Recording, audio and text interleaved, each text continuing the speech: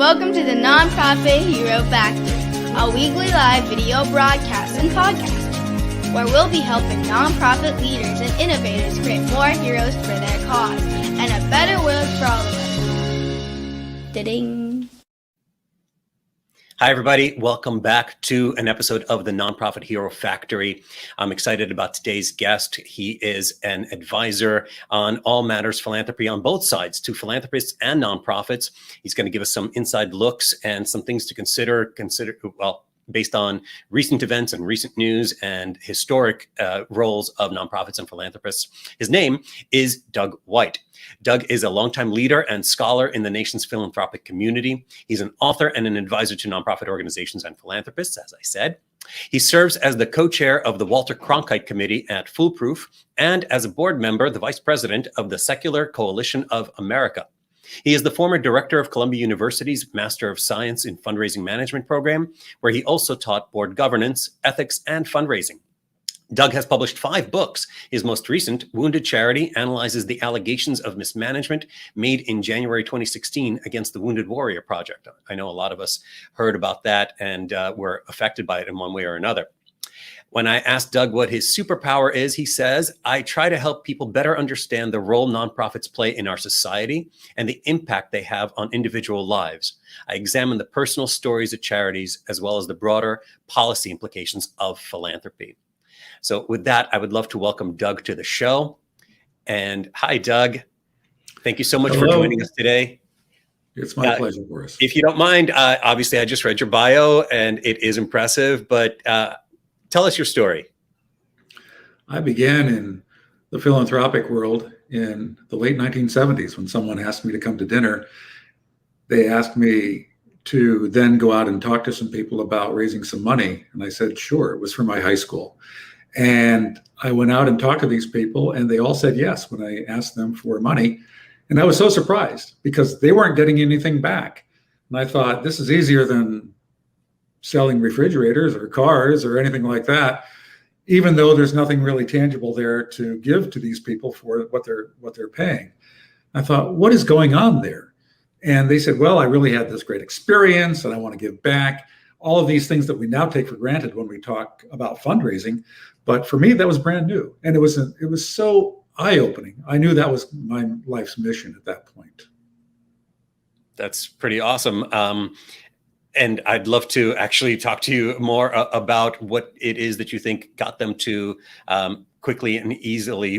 Basically, it sounds like it wasn't very difficult to convince them to give. Clearly, that led you into this career of working with philanthropists as well as nonprofits. Why did you decide to go into philanthropy advising? Because over the years, it's become clear that many donors want to make sure their money goes to the causes they want to see furthered. And a lot of times they don't really know what those causes are.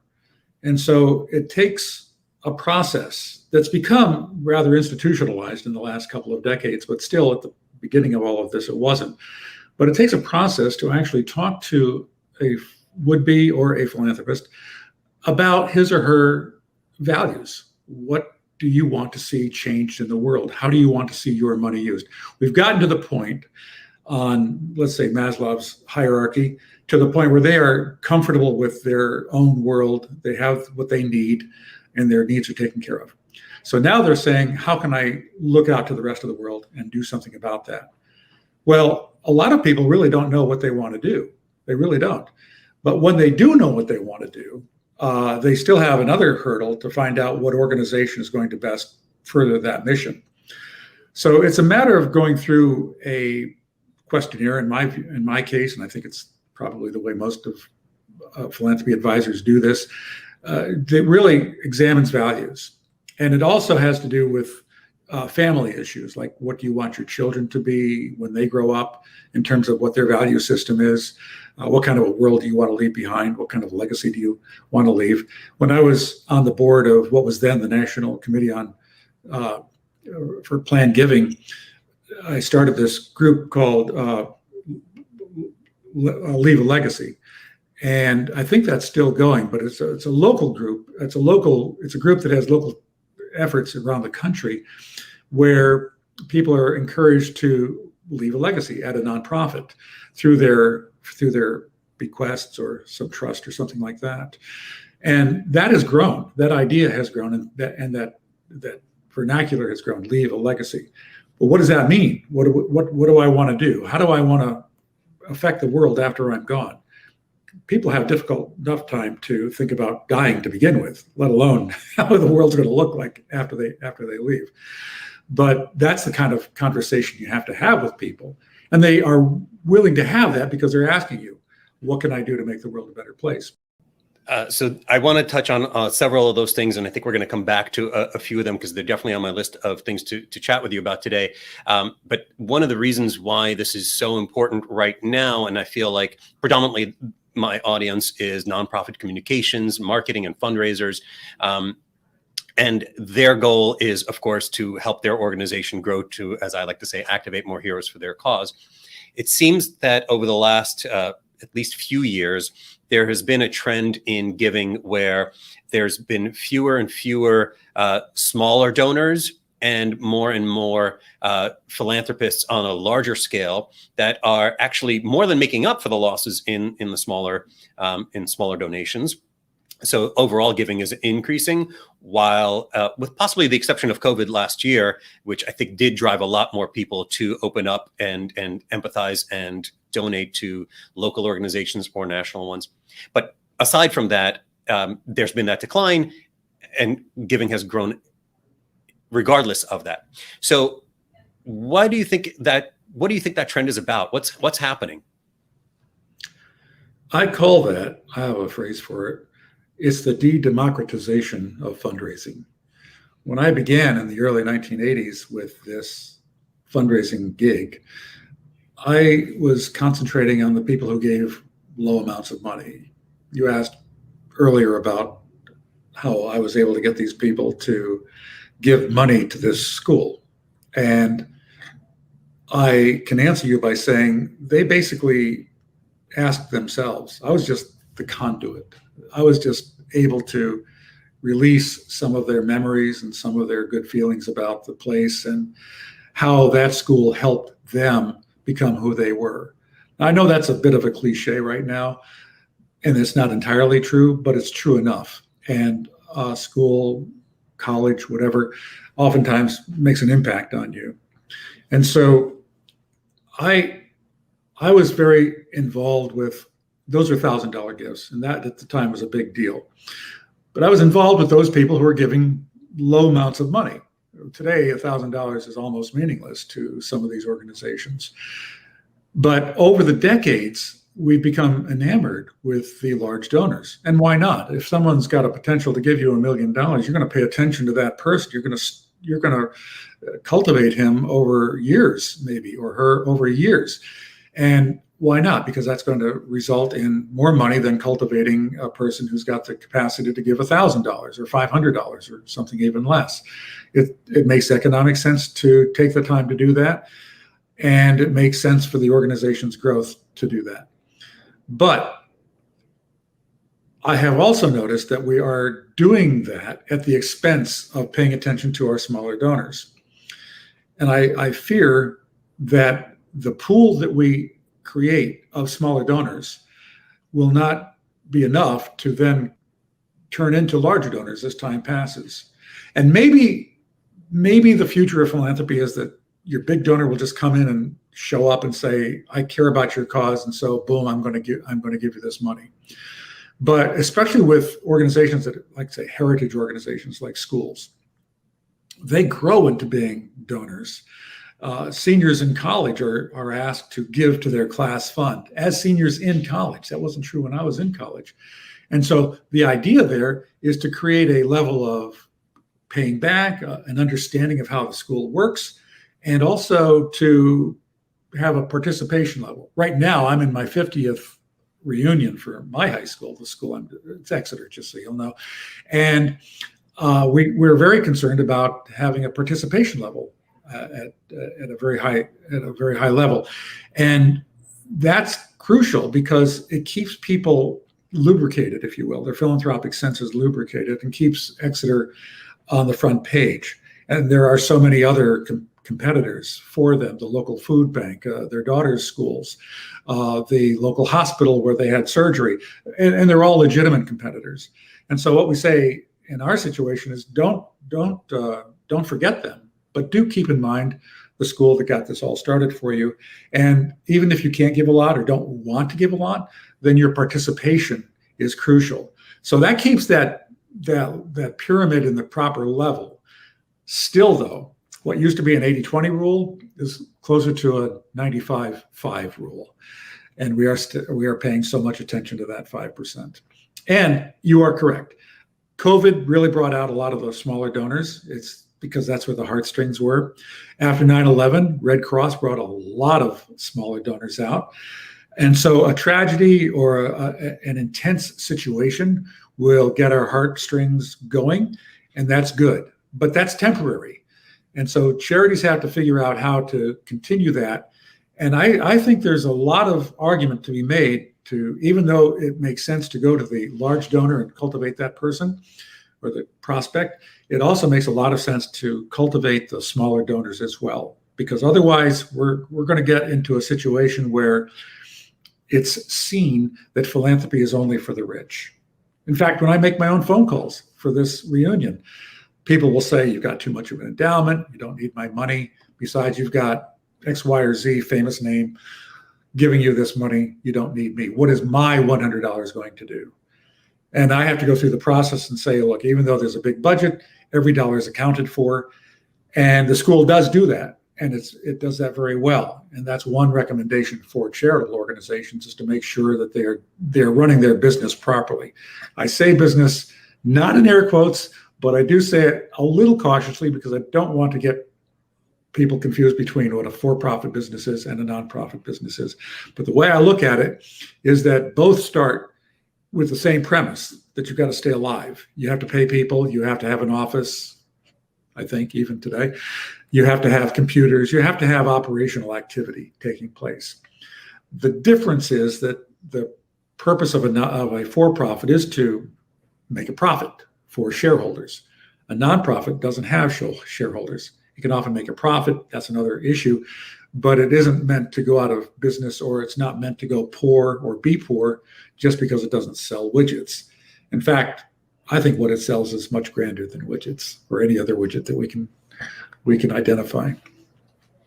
So absolutely, nonprofits do need to function as businesses, as any other business, and they do compete with businesses for the attention and the money of people who might support it or might go and spend their money somewhere else and their time doing something else. So there's a lot of that at play. It's interesting what you call the de-democratization of philanthropy. I was very excited just seemingly a few years ago when the crowdfunding space first took off, because I saw that as the democratization of philanthropy, where anyone could become a donor to any organization, where any organization can also reach out and capture the interests and hopefully hearts of just about anybody that they could have some sort of affinity with. It was an exciting time. Today, I'm not sure how prevalent that is in people's mindsets, in the organizations themselves. You know, is it worthwhile for them to run a campaign versus just make a few phone calls, wine and dine somebody, if you will, bring them to the gala and get that big check?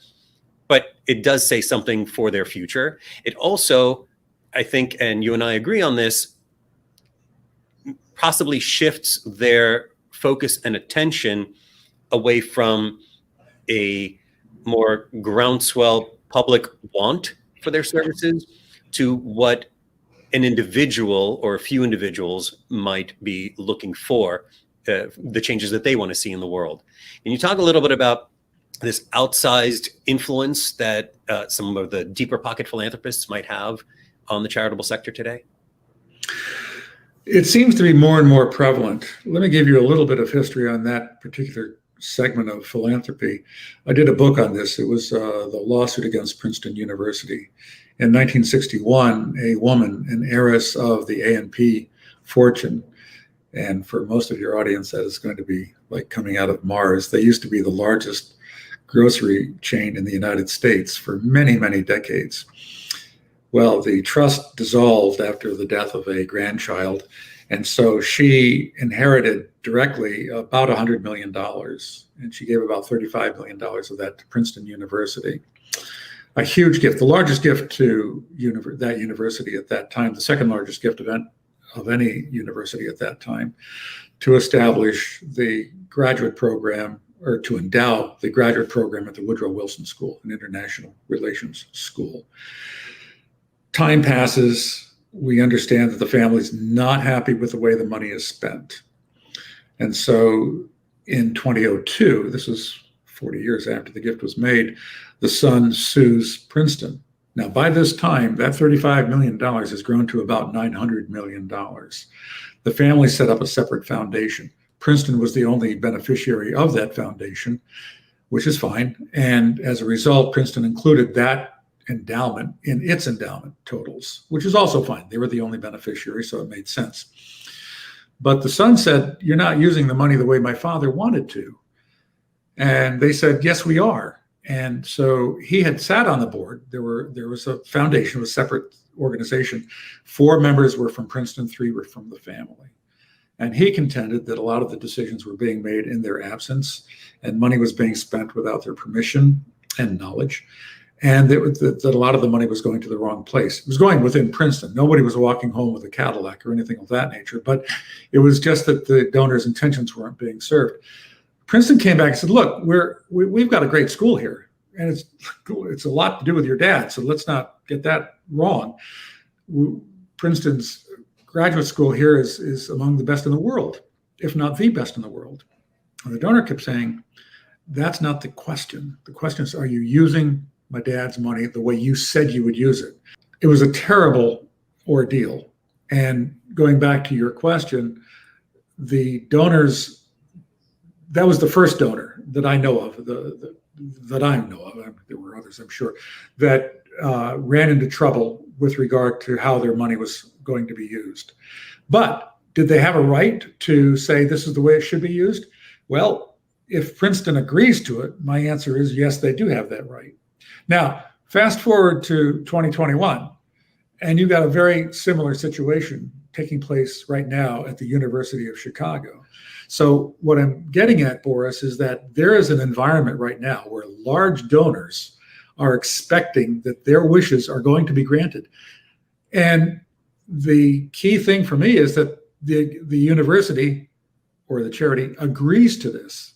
And my thinking is, not being an attorney and not looking at this through the legal lens, but from an ethical lens, if you're saying you're going to do it, then by golly, you got to do it.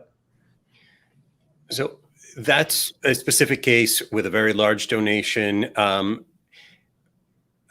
How do we extrapolate that on a national level? It seems like, and people are often accusing, or I don't know if accusing is the right word, but upset with an outsized influence that deeper pocketed individuals or large corporations have on our political system. It seems like there's something similar that might be going on in the philanthropic system, the other side of things, if you will, where the government isn't directly involved. Is that a cause for concern when a small percentage, as you said, fewer than 20% at this point, of the donors are, maybe even if they're not dictating, if they're not saying, here's a 60-page contract, but they're saying, I'm going to support an organization that's promising to do this. And then, sure, they might want metrics and performance indicators throughout. But is that, do you think, an issue for us and for most nonprofits out there? George Washington, in his farewell address, warned of organizations that today we'd call charities, warned against the influence of charities. And what he meant by that was individuals who may have different designs on the way American society should be from the designs that Congress, the people speaking through their representatives, would say our society should be. And since that day, in the 1790s, when he sent that farewell address to Congress, It was actually published in a newspaper. But since that day, we've always had that tension. What role does charity play in our society? And when we ask that question, we then, in today's vernacular, also have to ask, what role does the donor play in that whole process? Nobody elected Bill Gates to anything, and yet he's had massive influence over much of our public life. Now, most people think that his influence has been very, very positive, and I'm going to grant those people that. But it still is not necessarily an expression of the people's will in the United States. So I think we always have to take that into account. And any organization this is where the tension is, any organization that wants money has to balance getting that money with how strictly they want to adhere to that particular wish by the donor. But I think it's fair to say at this point that donors do have much more influence over a charity's mission than they used to, and they're expecting to. I'm not a psychologist, but I will say that my impression is that the richer you are, the more arrogant you get. I forget the year, but some years ago, Mark Zuckerberg began an initiative in Newark for the Newark public school systems in Newark, New Jersey, $100 million, and it was going to be matched by other philanthropists. And one of the billionaires that I spoke with was part of that group. And he criticized himself as well as Mark Zuckerberg and the entire effort because they knew better. They could take their private helicopter from a Manhattan heliport, go over and plop themselves down in Newark and say, here's the money, and this is how it's going to be spent, and you're all going to be the better for it. No one talked to the people on the ground in Newark to say, how can this money best be spent? No one among the advisors of this came from the Newark public school system or even the Newark schools or the community. So I think there's a lot of lesson in that. We don't know better. But who does? The public charities are owned by the public, not any shareholders. So who does? Well, the board of directors is supposed to. There is no real, I guess what I'm getting at, there's no real ultimate arbiter that we can know is going to be right or know everything. It's a messy system. Does the donor not know things? Probably not. He or she does know things and could help the organization well. But how much deference should we give to that one person is a question that's probably going to plague us forever. What I think is the best answer, and it's not clean and it's not perfect, but the best answer is to have a good board of directors who care about the mission, who are intensely engaged in the organization, and who have backgrounds that represent what the organization's mission is all about. Deferring to those people as a group, they still might get it wrong, but it's more than just one person. And of course, people will say, what if the billionaire is on the board and he just rides roughshod over everyone? Well, that's a board governance problem. That person shouldn't ride roughshod over everyone. But that does happen. That's real life. I mean, I do a lot of work in board governance, and my goodness, that happens a lot. So it sounds like you're saying that the reality is that they do have an outsized influence, and there's no easy solution to that, nor is it necessarily a problem or something that needs to be solved. I think that personally, the solution is to have a broader base of donors and a more, stricter board and adherence to mission, so that billionaires or whomever it is can't ride roughshod, as you just called it, can't override. Of course, they could also just start their own foundations like Bill Gates did and like so many billionaires do in order to try to influence the change they want to see in the world. I'm a little conflicted on this personally, because on the one hand, I do believe that the greatest good needs to be responsive to the greatest number of people, but I'm also not a direction by committee kind of person. I think that often dilutes intentions and often gets nothing done. And in the US system specifically, and you and I talked about this a little earlier, we have this democratic system, this capitalist system, where as much as it is complicated and far from perfect today, there is some of this idea of anyone can pull themselves up and rise up. Of course, that's not true for everyone in this country, unfortunately, at this time, but there are nonprofits working on that too. Yes. So there is definitely a need for private sector funding for charitable causes. And I don't think that the government is the answer either. Like, I don't think anybody in the US, except for perhaps actually some billionaires, want their taxes raised. Most people do not. So the government doesn't have the resources or the bandwidth to tackle some of these larger problems. And also isn't as responsive to smaller things on the ground, certainly not on a federal level. So there's this need for organizations, charitable organizations, to step in and do some of the work.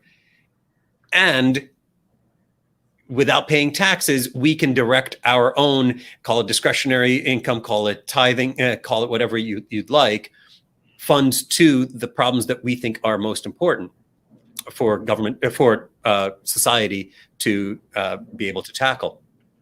I think back to the Soviet Union, and in the Soviet Union, there were no charities. And in fact, a lot of immigrants from the Soviet Union to this day do not think that anybody needs to donate to charity, because that's the role of government.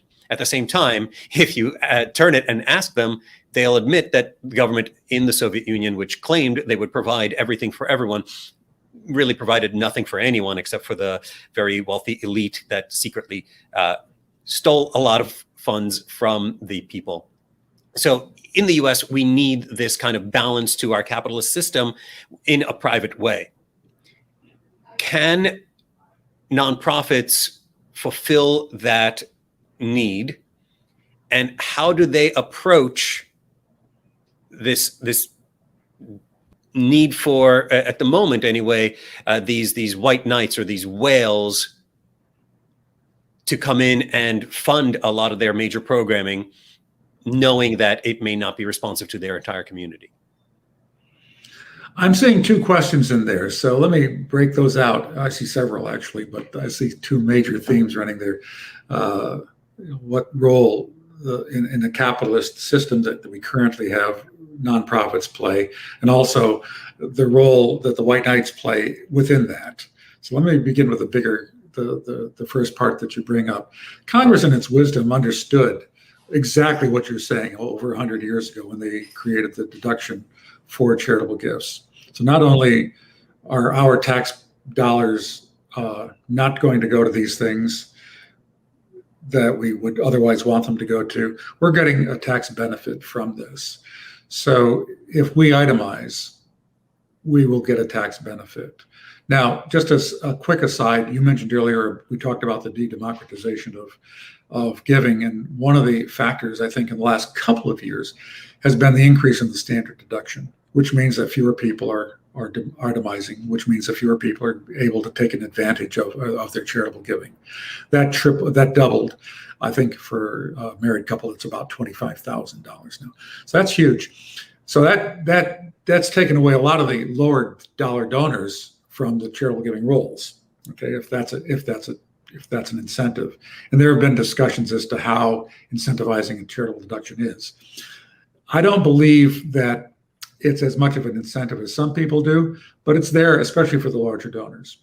But the role of charities in society it's an interesting story we have here in the United States. You were talking about the Soviet Union, Europe also in the 1700s, anyway, had a lot of money, and they supported a lot of what we now think of as nonprofits, the churches, the art museums, the schools.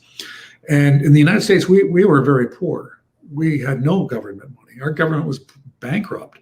In the 1820s, Alexis de Tocqueville came here from France to look at American society, and he was struck by the number of what he called associations and how people in communities would help do these things that in France was done by the government. So we started out very poor. And I think that's what gave birth to our philanthropic system, which is very, very strong. And by the way, in this last year, we gave about $470 billion to charitable organizations, a 5% increase over the prior year. So the role of nonprofits, the role of nonprofits has always been somewhat defined by the fact that we didn't have any money to put toward these purposes. And as the country has grown, it's grown richer, there's still a mindset that the government can't do everything. I think even if we had all the money to do it the way we wanted to do it, or that we could do it, we still wouldn't take on the old European system where we would just pay for all of these things.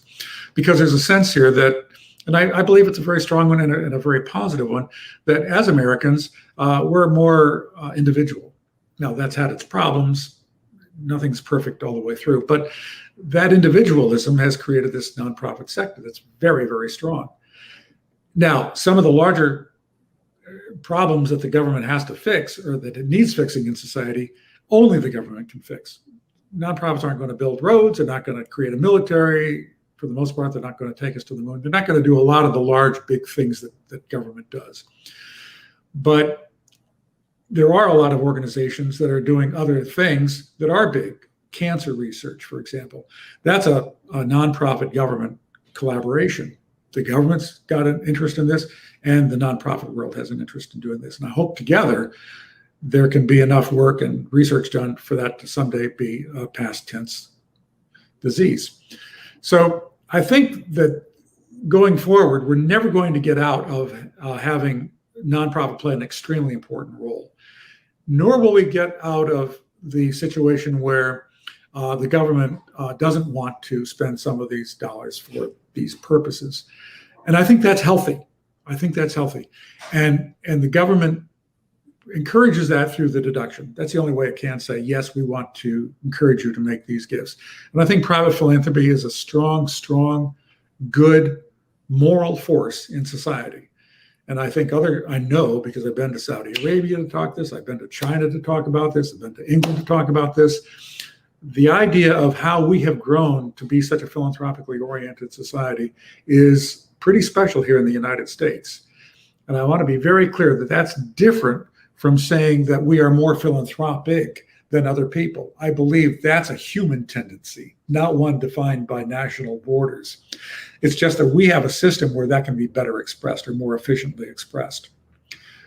Now, to your second part there, where the large, I think you're calling them whales, these large donors, what role are they going to continue to play in this society as we go forward?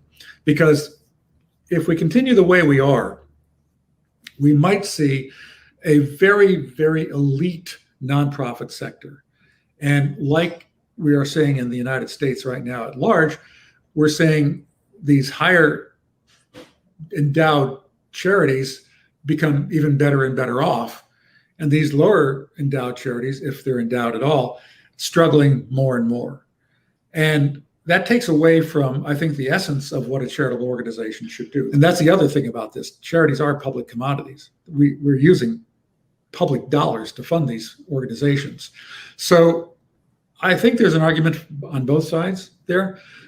But if we allow this mega donation mania that we have right now going into these larger and larger organizations, I'm afraid the system just may fall apart with such a division between the rich organizations and the small ones. This is where, if I may, this is where Mackenzie Scott comes in. Mackenzie Scott, the former wife of Jeff Bezos, is known this past year for having given billions of dollars to underfunded, mostly Black, historically Black colleges around the United States. And recently, she gave another several $100 million. And what she has done, she's hired these people to go out and talk to these organizations to find out where the need is. And they're not overfunded. They're not overendowed. They need this money. And the money she can give them is a real help to them. I would like to see more of that kind of philanthropy, rather than saying, okay, I'm going to give more money to Harvard. And I'm not picking on Harvard. They're a great organization. They really, really are. But it's just that they have the largest endowment in the United States. but Harvard doesn't need another building with someone's name on it right now. And as you'll notice, Mackenzie Scott isn't putting her name on any of these buildings. In fact, she's keeping that list of those organizations secret. It's only she's not keeping the organizations from talking about it, and some of them are. And that's how we're getting the news about who's getting what. So there's clearly so much more that we could discuss about this, and endless things to learn on both sides of the conversation around this. What are some resources that organizations, that nonprofits that might be listening to this should maybe go and check out? Obviously, I think your books are going to be a great resource for both history and some practical knowledge and advice. Are there any others that you would recommend? I would, and thank you for asking. A lot of the literature in nonprofit and fundraising activity has to do with how great it is, or how to do fundraising, and how great it is that donors can help charities. And I think we need that, and we need more of it. But two books that have caught my eye in the last year. One is called The Givers by David Callahan, and he examines who these people are, these givers, these donors, and what motivates them. It's a great book. It's not at all negative, but it's not all positive either. And the other book is Winners Take All by, and I've got to look at the name here. He's very famous, but I still have trouble with it. Anand Giridharadas, who's a very well-spoken, very knowledgeable person. And his is a critique. It's an outright critique of how philanthropy and philanthropists really perpetuate the inequalities in American life. And I recommend those books, not because of the way they are negative, but because they're really positive, both of them, because I feel the same way. I feel like I so cherish the nonprofit world and the role nonprofits play in the United States and the role philanthropists play. I so cherish it. I want to see them all do well. I don't want to see bad actors come in. I don't want to see the bad charities take over. Some years ago, there was an article in the Tampa Bay Times entitled The 50 Worst Charities in the United States. And it was a scathing review of how some charities really do misbehave. I want those people gone. I want them out of our sector. It's too pure, and we need good people. And I know we're not angels. We will never have only angels in the nonprofit sector, even though sometimes we like to think of ourselves that way. But we are, and we are human, but we really have to be more, and I wrote a whole book about this on the ethical decision-making at nonprofits. We have to be better than the rest. I feel our aspirations have to be higher. We don't have a political environment in which to succeed, and we don't have a for-profit environment in which to succeed. The way we succeed is by really, truly making the world a better place, which I feel is a lot stronger a pull than either of the other two motivators. Awesome. We're going to link to both of those books and to your works in our show notes.